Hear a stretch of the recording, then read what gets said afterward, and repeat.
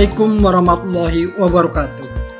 Pada hari ini kami mengucapkan selamat berjumpa kembali kepada Petani Maju Indonesia, dan kami mendoakan kita semua pada hari ini berada dalam keadaan sehat walafiat dan penuh semangat serta motivasi yang tinggi untuk selalu melakukan hal yang terbaik.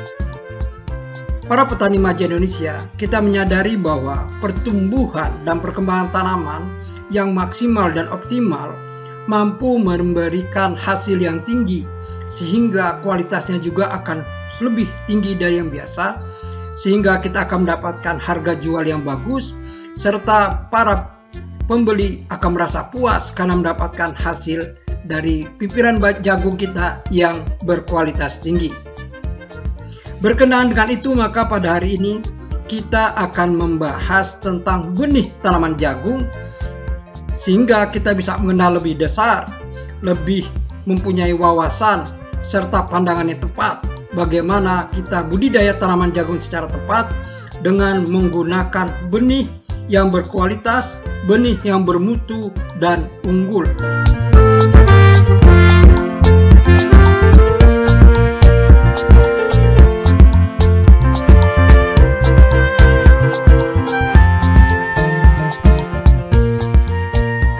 Benih adalah biji yang digunakan untuk pertanaman.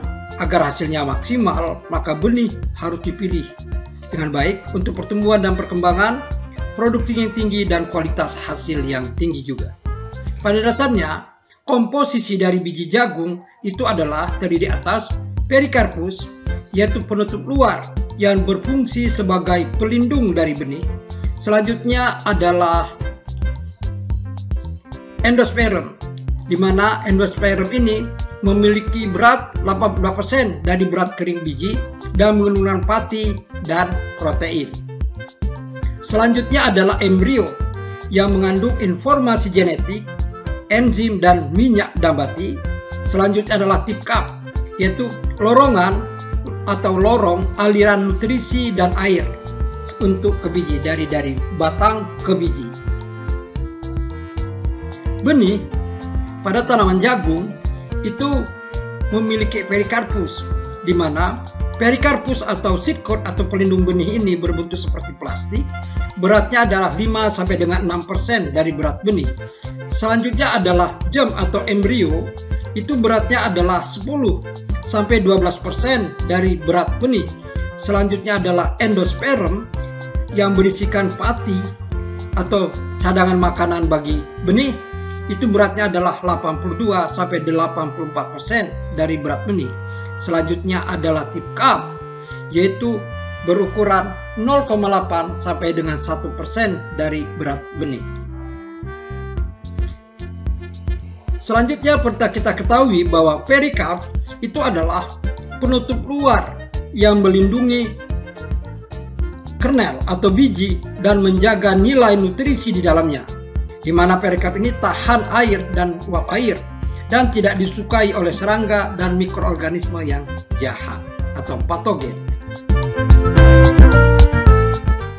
Pada dasarnya, tanaman jagung mempunyai taksonomi yang khusus, yaitu Plantae, Spermatophyta, Angiospermae, Monocotyledon, Gramineae, Graminaceae, Zea dan Ziamys linnaeus.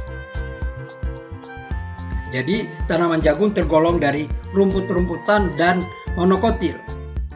Apabila kita bedah, maka ada yang namanya endosperm, cotyledon, developing embryo, dan apabila benih kita rendam beberapa saat, setelah itu kita lakukan perlakuan, kita lepaskan tip cup, lalu kita buka lapisan penutupnya, seed coat atau pelapis benih ini seperti ini. Lalu bisa kita ambil developing embryo, maka kita lihat bahwa perkembangan embrionya satu keping, maka disebut dengan monokotil. Selanjutnya, apabila kita lihat lebih jelas bagian dalam, maka secara anatomi endosperm itu mengisi besar dari benih Setelah itu perikard, sikut yang bagian luar. Setelah itu ada namanya cotyledon atau scutellum. Secara khusus dia berbentuk seperti ini apabila kita belah. Dan apabila kita perhatikan untuk developing embryo itu ada namanya aileron, ada namanya coleoptile, ada namanya plum leaves calon daun, ada namanya coleorhiza calon akar, dan yang paling penting ada namanya subapical meristem. Subapical meristem adalah satu titik yang berada dalam benih jagung yang mempunyai energi. Apabila air masuk ke dalamnya 30% dari bobotnya, maka energi berkecambah akan mulai, dan dia akan mendorong ke atas untuk membentuk calon daun, dan dia akan mendorong ke bawah untuk mendorong calon akar. Pertumbuhan akan keluar dari tanah karena disebut dengan hypogeal, di mana biji tetap berada di dalam tanah, daun keluar dari tanah, dan disebut dengan sebagai vegetative emergence apabila daun telah membuka sempurna di atas permukaan tanah. Disebut dengan vegetatif, di mana daun-daun bagian bawah itu akan sengaja melepas.